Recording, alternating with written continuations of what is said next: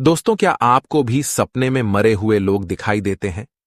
किसी को अपने मरे हुए पिताश्री सपने में दर्शन देते हैं तो किसी को अपनी मृत माता के दर्शन होते हैं। शायद आपने भी सपने में मृत परिजनों को अवश्य देखा होगा, लेकिन सुबह उठने के बाद आप उस सपने को दुर्लक्ष्य कर देते हैं। क्या अपने मन में कभी ऐसा विचार आया कि आपको ऐसा सपना क्यों दिखाई दिया? इस सपने का अर्थ क्या हो सकता है? लेकिन दोस्तों, क्या आप जानते हैं, सपने में मरे हुए परिजन दिखाई देने पर हमें महत्वपूर्ण संकेत भी मिलते हैं। सपने में मृत परिजन दिखाई देना कोई आम बात नहीं है। इसके पीछे गहरा रहस्य छिपा हुआ है, जिनका वर्णन हमारे पुराणों में किया गया है। आज हम आपको उन्हीं महत्वपूर्ण संकेतों के विषय में बताने जा रहे हैं, इसीलिए आप इस वीडियो को पूरा जरूर देखिए, क्योंकि आधा अधूरा ज्ञान घातक हो सकता है। आज की इस प्रस्तुति में हम आपको पितृपक्ष में सबसे अधिक सुनी जाने वाली एक ऐसी महान कथा सुनाने जा रहे हैं। इस कथा के माध्यम से आपको समझ में आ जाएगा कि सपने में मरे हुए लोग देखने का क्या अर्थ होता है। अगर सपने में मरे हुए लोग दिखाई देते हैं तो हमें बहुत ही महत्वपूर्ण संकेत मिलते हैं। दोस्तों, कथा को शुरू करने से पहले आप सभी से रिक्वेस्ट है कि आप इस वीडियो को लाइक जरूर करें और कमेंट में जय श्री कृष्ण अवश्य लिखें। तो चलिए आपको सुनाते हैं वह प्राचीन महान कथा। इस कथा को सुनने मात्र से ही पितरों की कृपा प्राप्त होती है। आइए सुनते हैं वह कथा। दोस्तों, एक बार देवर्षि नारद यमराज से मिलने के लिए यमलोक जाते हैं। यमराज देवर्षि नारद का बड़े प्रेम से आदर एवं सत्कार करते हैं और उन्हें प्रणाम करते हुए पूछने लगते हैं, हे देवर्षि, यमपुरी में आपका स्वागत है। आपके दर्शन से आज मैं धन्य हुआ और आपके चरण पड़ने से यमपुरी की शोभा बढ़ गई है। इस प्रकार से यमराज के द्वारा स्वागत किए जाने पर देवर्षि नारद प्रसन्न होते हैं और यमराज को भी प्रणाम करते हैं और कहते हैं, हे मृत्यु के देवता यमराज, आपको भी मेरा प्रणाम है। आपके आदर सत्कार से हम अत्यंत प्रसन्न हुए। फिर यमराज नारद जी से कहते हैं, हे देवर्षि, आज आपका यमलोक में आने का क्या प्रयोजन है? अवश्य ही कोई महत्वपूर्ण कार्य अथवा कोई महत्वपूर्ण समाचार लेकर आप आए होंगे, या फिर हमसे कोई भूल तो नहीं हुई है? कृपया बताइए, मैं आपकी क्या सेवा कर सकता हूं? तब देवर्षि नारद कहते हैं, हे धर्मराज, आप तो मृत्यु के तथा न्याय के देवता हैं। आप तीनों लोकों के सभी जीवित और मृत प्राणियों का लेखा जोखा रखते हैं। आपको समस्त चराचरों के भूत और भविष्य का भी ज्ञान है। इसीलिए मैं आपके पास कुछ शंका लेकर आया हूं, जिसे दूर करने की कृपा करे। फिर यमराज कहते हैं, हे देवर्षि, आप सत्य कहते हो। हम तीनों लोकों में निवास करने वाले सभी जीवित और मृत प्राणियों का लेखा जोखा अवश्य रखते हैं, किंतु आपके मन की बात जानना हमारे बस का नहीं है। आप तो तीनों लोकों की खबर रखते हैं। आप भगवान विष्णु के सबसे प्रिय भक्त हैं। आप समस्त शास्त्रों का भी ज्ञान रखते हैं। किंतु अगर आप मुझसे कुछ जानना चाहते हैं तो मैं अवश्य ही आपकी सहायता करूंगा। हे देवर्षि, आपकी जो भी शंका और प्रश्न है, आप निसंकोच पूछ सकते हैं। मैं अपने सामर्थ्य के अनुसार उनका जवाब देने का प्रयास अवश्य ही करूंगा। देवर्षि नारद कहते हैं, हे यमराज, मैं पृथ्वी लोक का भ्रमण करके आया हूं। मैंने पिशाच, प्रेत, कूष्मांड, वेताल, चुड़ैल, पिशाचिनी आदि प्रकार की कई विचित्र चीजें देखी हैं, जो जंगल में निवास करती है। इसके साथ ही मैंने देखा है, ये सभी दुष्ट शक्तियां मनुष्यों को परेशान करती है, उन्हें दुख देती है। इसका क्या कारण है? ये सभी बुरी शक्तियां मनुष्यों को क्यों परेशान करती हैं? तथा मेरे मन में अन्य एक प्रश्न है कि मनुष्य कई बार सपने में अपने पूर्वजों को देखता है, तो इसका क्या अर्थ होता है? सपने में मरे हुए लोग दिखाई देने का क्या मतलब है? इससे मनुष्य को कौन से संकेत मिलते हैं? मैं समस्त मनुष्य जाति के कल्याण के लिए इन प्रश्नों के उत्तर जानने के लिए ही आपके पास आया हूं। नारद जी के प्रश्न सुनकर यमराज कहते हैं, हे देवर्षि, आपने समस्त मानव जाति के कल्याण के लिए उचित ही प्रश्न किए हैं। मैं आपको इन सभी प्रश्नों के उत्तर अवश्य देता हूं, किंतु उससे पहले मैं आपको एक अत्यंत पवित्र कथा सुनाता हूं। इस कथा में आपको सभी प्रश्नों के उत्तर मिल जाएंगे। आप इस कथा को ध्यान से अवश्य सुने। जो भी मनुष्य इस कथा का श्रवण करता है, मैं उसके 32 अपराध माफ करता हूं। तब नारद जी कहते हैं, हे धर्मराज, आप मुझे वह महान कथा सुनाइए, मैं इसे ध्यान से सुनूंगा। तो दोस्तों, फिर यमराज देवर्षि नारद को यह महान कथा सुनाते हैं। तो चलिए आपको वह कथा सुनाते हैं। आप सभी इस कथा को ध्यान से सुनिए। एक समय की बात है, मध्य देश में एक अत्यंत शोभायमान नगरी थी, जहां पर एक सेठ अपने 4 भाइयों के साथ निवास करता था। उस सेठ का नाम धर्मण था। उसके 4 भाई सुमन, नंदन, विरचन और विभान थे। सेठ और उसके सभी भाइयों का विवाह हो चुका था और सभी बड़े प्रेम के साथ एक दूसरे के साथ रहते थे। सेठ के पास किसी चीज की कोई कमी नहीं थी। वह और उसके भाई बहुत मेहनती थे और मिलजुल कर व्यापार और खेती करते थे। पूरे नगर में सेठ के जितना कोई धनवान नहीं था। यह सारी संपत्ति सेठ को उसके पूर्वजों से ही प्राप्त हुई थी। सेठ के पूर्वज महादानी और दयावान थे। वे सभी दान धर्म तथा अनेक प्रकार के यज्ञ, हवन आदि धार्मिक कार्य किया करते थे। किंतु सेठ कंजूस स्वभाव का था और उसके अंदर पूर्वजों के लक्षण नहीं थे। सेठ न दान धर्म करता और न ही यज्ञ तथा हवन आदि कार्य करता था। सेठ ने धन तो बहुत इकट्ठा किया था, किंतु उसने कभी अपने धन का सदुपयोग नहीं किया। उसने कभी किसी को फूटी कौड़ी भी दान में नहीं दी और ना ही उसने कभी दूसरों को भोजन कराया। सेठ के पूर्वज तो मंदिरों में भंडारा दिया करते थे, गरीबों को वस्त्र तथा अन्न का दान किया करते थे, लेकिन सेठ ने अपने पूर्वजों का कभी अनुसरण नहीं किया। वह हमेशा ही धन कमाने में और धन का संचय करने में लगा रहता था, जिससे उसके पास बहुत सारी धन संपत्ति तो हो गई, लेकिन उसके पूर्वज उससे बहुत दुखी और नाराज हो गए। फिर पितृपक्ष आया। पितृपक्ष में सभी पूर्वज अपने पुत्रों के द्वारा श्राद्ध और तर्पण की अपेक्षा कर रहे थे, किंतु उनके किसी भी पुत्र ने अपने पूर्वजों के लिए न श्राद्ध किया और न ही तर्पण किया। उन्होंने न दान धर्म किया और न ही किसी भूखे प्राणी को भोजन कराया। अपने पुत्रों को ऐसी दुष्टता देखकर सभी पितृगण अत्यंत दुखी हुए। सेठ के पूर्वजों को अपने पुत्र का व्यवहार ठीक नहीं लगता था। इसी कारण से वे पितृलोक में भी दुखी ही रहा करते थे। धन कमाने के लालच में सेठ इतना उन्मत्त हो गया कि वह अपने पूर्वजों को भी भूल गया और उसने अपने पूर्वजों का श्राद्ध तथा तर्पण आदि कार्य करना भी बंद कर दिया, जिससे उसके पूर्वजों की आत्मा की तृप्ति नहीं होती थी। वे अपने पुत्र के ऐसे व्यवहार से दुखी रहने लगे। फिर एक दिन उस सेठ के पूर्वज चर्चा करते हैं। वे एक दूसरे से कहने लगते हैं, हमारा बड़ा ही दुर्भाग्य है जो हमारे कुल में इतने स्वार्थी और लालची पुत्रों का जन्म हुआ है। हमारे पुत्र न हमारे लिए श्राद्ध करते हैं और न ही दान धर्म करते हैं। हमारे पुत्रों के कुकर्मों के कारण हमारा पतन हो रहा है।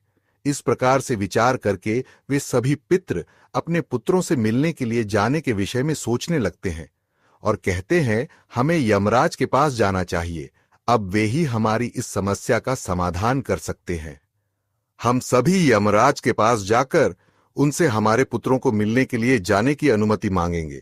फिर सभी पितृगण आकाश मार्ग से उड़ते हुए पितृलोक से यमलोक में यमराज के पास जाते हैं। वहां पर जाकर वे सभी यमराज को नमस्कार करते हैं। पितृगणों को यमपुरी में आया हुआ देखकर यमराज भी उनका स्वागत करते हैं और उनके आने का कारण पूछते हैं। तब सभी पितृ हाथ जोड़कर अपना दुख बताने लगते हैं। वे सभी पितृ यमराज से कहते हैं, हे धर्मराज, हमारे पुत्रों की मति भ्रष्ट हो गई है। हमारे पुत्र न दान करते हैं और न श्राद्ध और तर्पण करते हैं। उनके अशुभ आचरण से हमारा पतन हो रहा है। वे कभी दान धर्म नहीं करते हैं, जिस कारण से हमारी संतुष्टि नहीं हो रही है। कृपया आप हमें हमारे पुत्रों से मिलने के लिए एक बार जाने दे। हम हमारे पुत्रों को समझाकर लौट आएंगे। उन्हें शास्त्रों का ज्ञान देकर फिर से यमलोक लौट आएंगे। तब यमराज ने उन्हें आज्ञा देते हुए कहा, हे महात्माओं, तुम अपने पुत्र को मिलने के लिए तो नहीं जा सकते, किंतु तुम अपने पुत्र को स्वप्न के माध्यम से संकेत अवश्य दे सकते हो। इसीलिए आप सभी अपने पुत्रों को उनके सपने में जाकर संकेत देकर उन्हें अपना दुख समझा सकते हैं। फिर वे सभी पितृ इस बात पर सहमत हो जाते हैं और एक एक करके अपने सभी पुत्रों के सपनों में जाकर उन्हें दर्शन देते हैं। सबसे पहले वे अपने बड़े पुत्र के अर्थात उस सेठ धर्मण के सपने में उसे दर्शन देते हैं और उसे संकेत देते हैं, किंतु उनका बड़ा पुत्र उनके संकेतों को समझ नहीं पाता है। दूसरे दिन जागने पर वह उस सपने को भूल जाता है और अपने पितरों के द्वारा दिए गए संकेतों को भी नजरअंदाज कर देता है। इससे वे सभी पितृगण फिर से निराश हो जाते हैं और फिर सभी पितृगण अन्य पुत्रों के सपनों में जाकर भी उन्हें दर्शन देने लगते हैं तथा उन्हें अनेक प्रकार के संकेत भी देते हैं, लेकिन उनके बाकी पुत्र भी उन संकेतों को दुर्लक्ष्य कर देते हैं। कोई भी अपने पूर्वजों के द्वारा बताए हुए संकेतों को समझ नहीं पाता है, जिससे सभी पितृगण अत्यंत दुखी और नाराज हो जाते हैं। सेठ और उसके भाई धन कमाने के लालच में पूरी तरह अंधे हो चुके थे। उन्हें पूर्वजों के प्राप्त द्वारा दिव्य संकेतों का महत्व कुछ भी नहीं लगता था, किंतु पितरों के स्वप्न में दर्शन देने के कुछ ही दिनों के बाद उस सेठ को व्यापार में नुकसान उठाना पड़ता है। उसे व्यापार में बहुत ज्यादा घाटा होने लगता है, जिससे उसकी सारी धन संपत्ति नष्ट हो जाती है। सभी भाइयों में वाद विवाद और लड़ाई झगड़े होने लगते हैं। पूर्वजों द्वारा जमा की हुई सारी जमीन जायदाद को वे बेच डालते हैं और पूरी तरह से बर्बाद हो जाते हैं। सभी भाई एक दूसरे से अलग हो जाते हैं और अपना अपना पेट पालने में लग जाते हैं। उधर स्वर्गलोक में पितरों को अपने पुत्रों की ऐसी दुर्गति देखकर बहुत पीड़ा होने लगती है। सभी पितृगण अत्यंत दुखी और उदास हो जाते हैं। फिर से वे सभी यमराज के पास जाते हैं और कहने लगते हैं, हे धर्मराज, हमसे हमारे पुत्रों की ऐसी दुर्गति नहीं देखी जाती है। हमारे द्वारा किए गए सभी पुण्य कर्मों को हमारे पुत्रों ने नष्ट कर डाला है। कृपया आप कुछ ऐसा उपाय करें जिससे हमारे पुत्रों को उनकी भूल का पता चल जाए। फिर यमराज उन पितरों से कहते हैं, हे महात्माओं, तुम्हारी इस व्यथा को मैं समझता हूं। मैं तुम्हारी अवश्य ही सहायता करूंगा। मैं स्वयं तुम्हारे पुत्रों के पास जाकर उन्हें उनकी भूल के बारे में बताता हूं। फिर दोस्तों, यमराज अपने भैंसे पर सवार होकर पृथ्वी लोक पर आते हैं और उस सेठ के घर की तरफ जाने लगते हैं। जब यमराज सेठ के घर के समीप पहुंच जाते हैं, तभी वे एक साधु का रूप धारण कर लेते हैं। सबसे पहले वे उस सेठ के घर पर जाते हैं तो वह सेठ अत्यंत बीमार पड़ा हुआ होता है। द्वार पर जाकर यमराज कहने लगते हैं, भिक्षाम देही, भिक्षाम देही, क्या घर में कोई है? हे माई, तुम्हारे द्वार पर एक साधु आया है जो बड़े दूर से यात्रा करके आया है। कोई हो तो भिक्षा दो। भिक्षाम देही, भिक्षाम देही, अम देही। द्वार पर आए साधु को देखकर उस सेठ की पत्नी सुनंदा उनका स्वागत करती है और कहती है, पधारिए हे साधु महाराज, आपका स्वागत है। कहिए मैं आपकी किस प्रकार से सहायता कर सकती हूँ? वे साधु रूपी यमराज कहते हैं, हे देवी, मैं भूखा हूं और यात्रा पर निकला हूं। यदि दान में कुछ भोजन मिल जाए तो बड़ी कृपा होगी। फिर सेठ की पत्नी कहती है, ठीक है साधु महाराज, आप रुकिए, मैं अभी आपके लिए कुछ भोजन लेकर आती हूँ। सेठ की पत्नी के चेहरे पर दुख के हाव भाव देखकर वे साधु रूपी यमराज कहने लगते हैं, हे पुत्री, तुम्हारे मुखमंडल पर दुख दिखाई पड़ रहा है। अगर कोई गोपनीय बात न हो तो मुझे बताओ, तुम्हारे दुख का क्या कारण है? वह स्त्री कहती है, हे साधु महाराज, आप सत्य कह रहे हैं। पहले हम बहुत धनवान और समृद्ध थे। मेरे पति और उनके भाई सभी साथ साथ रहते थे, किंतु अचानक ही सभी भाइयों में झगड़ा हो गया। अचानक से हमारा सारा व्यापार डूब गया और हम सभी दरिद्री हो गए हैं। यह किस दोष के कारण हुआ है? कृपया आप हमें बताइए। तब साधु कहता है, हे पुत्री, तुम्हारे घर में पितृ दोष है। उसी कारण से तुम्हारे पति की यह दशा हुई है। तुम्हारे पति के कर्मों के कारण उसके पूर्वज रुष्ट हुए हैं। साधु की बात सुनकर वह सेठ वहां पर आता है और साधु से पूछने लगता है, हे साधु महाराज, कृपया मुझे बताइए, मैंने ऐसा कौन सा पाप किया है जो मेरा सब कुछ बर्बाद हो गया? मेरे भाई भी मुझे छोड़कर चले गए और मैं बीमार पड़ गया। तब वह साधु कहते हैं, हे पुत्र, तुमने अपने पूर्वजों को नाराज किया है। तुम्हारे पूर्वजों ने जो संपत्ति और पुण्य अर्जित किया था उसे तुमने और तुम्हारे भाइयों ने नष्ट कर दिया। इसी कारण से तुम्हारी यह दुर्गति हुई है।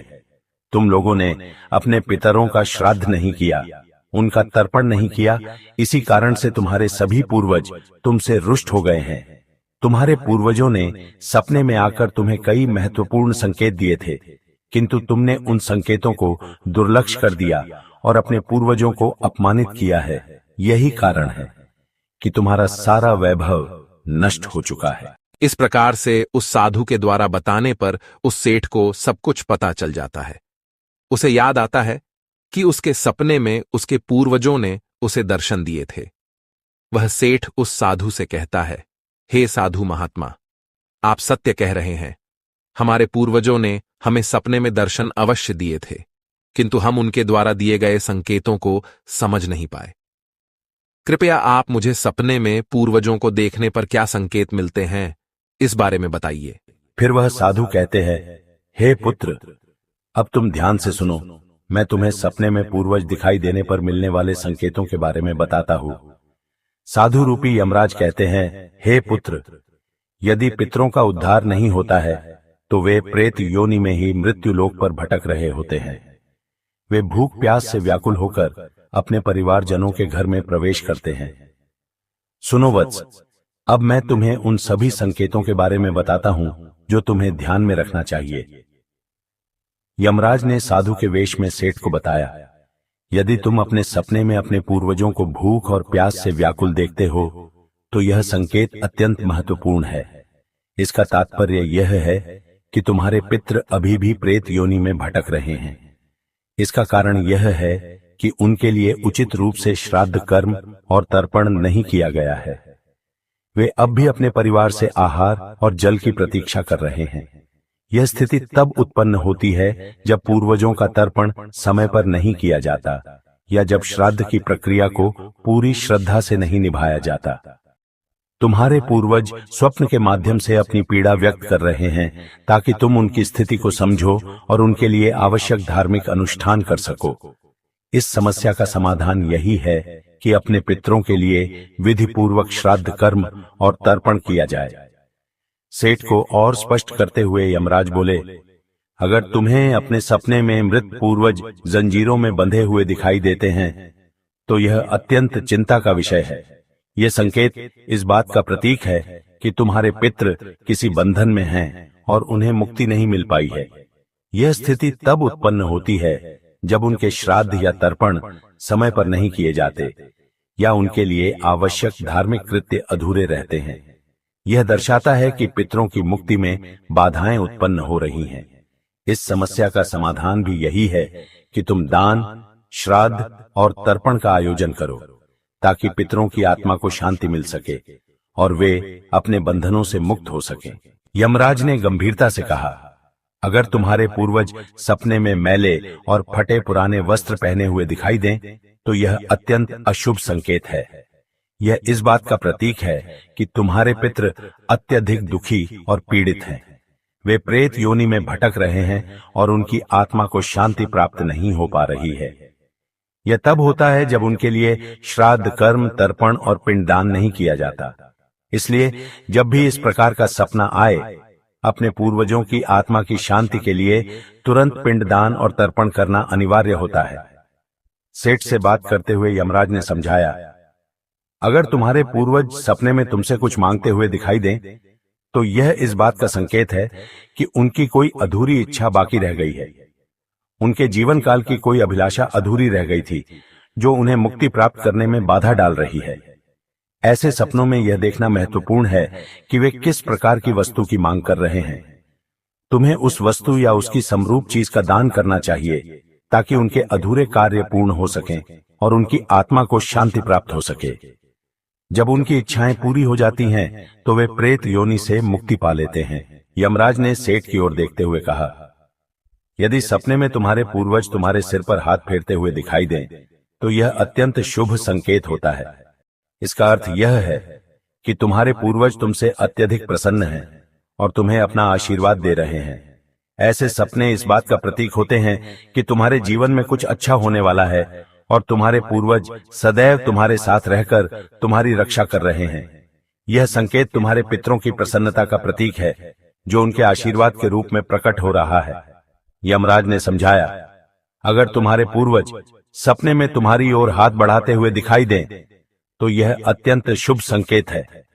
इसका अर्थ यह है कि तुम्हारे पितृ तुम्हारे प्रयासों से संतुष्ट हैं और तुम्हें जीवन में सफलता मिलेगी।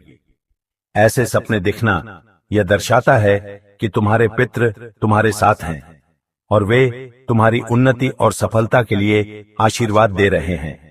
इस प्रकार के सपने आने पर तुम्हें यह सुनिश्चित करना चाहिए कि तुम सही मार्ग पर चल रहे हो। यमराज ने चिंतित स्वर में कहा, यदि सपने में तुम्हारे पूर्वज अचानक अदृश्य हो जाते हैं तो यह एक अशुभ संकेत होता है। इसका अर्थ है कि तुम्हारे जीवन में कोई संकट आने वाला है और तुम्हें सावधान हो जाना चाहिए। यह सपने इस बात का सूचक है कि निकट भविष्य में कोई बड़ी कठिनाई तुम्हारे सामने आ सकती है। ऐसे सपनों से यह सीख मिलती है कि हमें मानसिक और आध्यात्मिक रूप से किसी भी आने वाले कष्ट के लिए तैयार रहना चाहिए। सेठ को और अधिक गंभीर होते हुए यमराज बोले, अगर सपने में तुम्हारे पूर्वज क्रोधित अवस्था में दिखाई दें तो यह इस बात का संकेत है कि वे तुमसे नाराज हैं।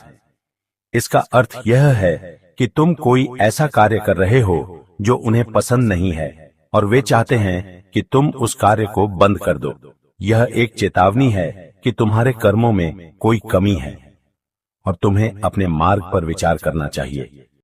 इस प्रकार का सपना आने पर तुम्हें अपने कार्यों की समीक्षा करनी चाहिए और सही मार्ग पर चलने का प्रयास करना चाहिए। यमराज ने दुख भरे स्वर में कहा, अगर तुम अपने सपने में अपने पूर्वजों को रोते हुए देखो तो यह अत्यंत अशुभ संकेत है। यह इस बात का प्रतीक है कि तुम्हारे जीवन में कोई बड़ा संकट आने वाला है और तुम्हारे पूर्वज उस संकट से बहुत दुखी हैं। ये सपने इस बात की चेतावनी देते हैं कि तुम्हें सतर्क हो जाना चाहिए और ईश्वर की भक्ति में मन लगाना चाहिए ताकि उस संकट से तुम्हारी रक्षा हो सके। यमराज मुस्कुराते हुए बोले, यदि सपने में तुम्हारे पूर्वज स्वस्थ, प्रसन्न और तेजस्वी दिखाई दें तो यह अत्यंत शुभ संकेत है। इसका अर्थ है कि तुम्हारे पितरों को मुक्ति मिल चुकी है और वे तुमसे प्रसन्न हैं। ऐसे सपने इस बात का संकेत होते हैं कि तुम्हारे पितृ तुम्हें आशीर्वाद दे रहे हैं और तुम्हारे जीवन में सुख, शांति और समृद्धि आने वाली है। यह संकेत यह दर्शाता है कि तुम सही मार्ग पर हो और तुम्हारे पूर्वज तुम्हारी प्रगति से संतुष्ट हैं। यमराज ने चेतावनी भरे स्वर में कहा, अगर पितृपक्ष के दौरान तुम्हें सपने में घोड़ा, हाथी, बैल या कोई विकृत मनुष्य दिखाई दे तो यह इस बात का संकेत है कि तुम्हारे पितरों की मुक्ति नहीं हुई है और वे अब भी प्रेत योनि में भटक रहे हैं। यह इस बात का भी संकेत है कि वे तुमसे अत्यंत दुखी हैं। ऐसे संकेत मिलने पर तुम्हें तुरंत पितरों की संतुष्टि के लिए दान और श्राद्ध करना चाहिए ताकि उनकी आत्मा को शांति मिल सके। अंत में यमराज बोले, यदि तुम्हें सपने में कोई जानवर जैसे कुत्ता, बैल, गाय या अन्य पशु मनुष्य की तरह बात करते हुए दिखाई दें तो यह अत्यंत विचलित करने वाला संकेत है। इसका अर्थ यह है कि तुम्हारे पितरों की आत्मा को शांति नहीं मिल रही है। यह इस बात का संकेत है कि तुमने उनके लिए आवश्यक धार्मिक कृत्य अधूरे छोड़े हैं।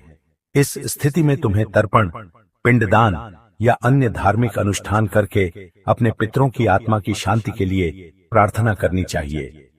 तब वह साधु कहता है, हे पुत्र, यदि तुम्हें भी इस प्रकार के सपने दिखाई पड़े हैं तो तुम्हें अपने पूर्वजों को प्रसन्न करने के लिए दान, धर्म, तर्पण, श्राद्ध आदि कर्म करने चाहिए, जिससे तुम्हारे सभी कष्ट दूर होंगे।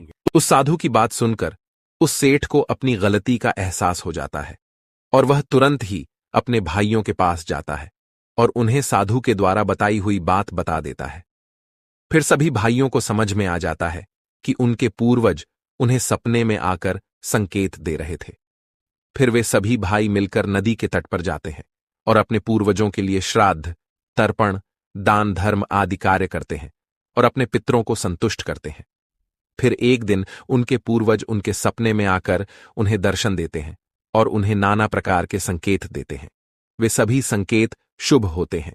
अपने पितरों के द्वारा शुभ संकेत प्राप्त होने पर उन सभी भाइयों का जीवन खुशियों से भर जाता है। उनके सभी रोग और दोष समाप्त होते हैं। वे फिर एकजुट होकर रहने लगते हैं और खूब तरक्की करते हैं। यमराज नारद जी से कहते हैं, हे देवर्षि, जब मनुष्य के पूर्वज संतुष्ट हो जाते हैं तब मनुष्यों को अनेक प्रकार के संकेत प्राप्त होते हैं। अब मैं तुम्हें उन शुभ संकेतों के विषय में बताता हूं। यदि सपने में मृत परिजन सिर पर हाथ फिराते हुए दिखाई देते हैं। इस सपने का अर्थ यह है कि वे बहुत अधिक प्रसन्न हैं। पूर्वज यह संकेत दे रहे हैं कि उस मनुष्य के जीवन में कुछ बहुत ही अच्छा होने वाला है। यदि पूर्वज मनुष्य की ओर हाथ बढ़ाते हुए दिखाई देते हैं तो पूर्वज यह संकेत दे रहे हैं कि मनुष्य जो भी काम कर रहे हैं उससे वे संतुष्ट हैं और उसे उस कार्य में अवश्य ही सफलता प्राप्त होगी। यदि सपने में पूर्वज स्वस्थ दिखाई देते हैं, उनके मुखमंडल पर तेज दिखाई देता है और उनके वस्त्र चमकीले और सफेद रंग के होते हैं, तो उन पितरों को मुक्ति मिल चुकी है, ऐसा समझना चाहिए। अगर सपने में पूर्वज दूर आकाश में बादलों पर बैठे हुए दिखाई देते हैं तो यह शुभ संकेत है। मनुष्य के पूर्वज अत्यंत प्रसन्न है और उसे आशीर्वाद दे रहे हैं। इस प्रकार से उन सभी भाइयों को पूर्वजों के द्वारा शुभ संकेत प्राप्त होते हैं और उनका खोया हुआ सारा धन और संपत्ति उन्हें वापस मिल जाते हैं और सभी भाई मिलजुल कर एक साथ रहने लगते हैं और सुखपूर्वक 100 वर्षों तक जीवन व्यतीत करके दिव्य विमानों में बैठकर पितृलोक चले जाते हैं। तो दोस्तों, इस प्रकार से यमराज ने देवर्षि नारद को पितरों के द्वारा मिलने वाले संकेत बताए हैं। आपको यह कथा कैसी लगी कमेंट करके जरूर बताएं। जानकारी अच्छी लगी तो वीडियो को लाइक करें और कमेंट में जय श्री कृष्ण जरूर लिखें। साथ ही चैनल को सब्सक्राइब करें। आप सभी का धन्यवाद।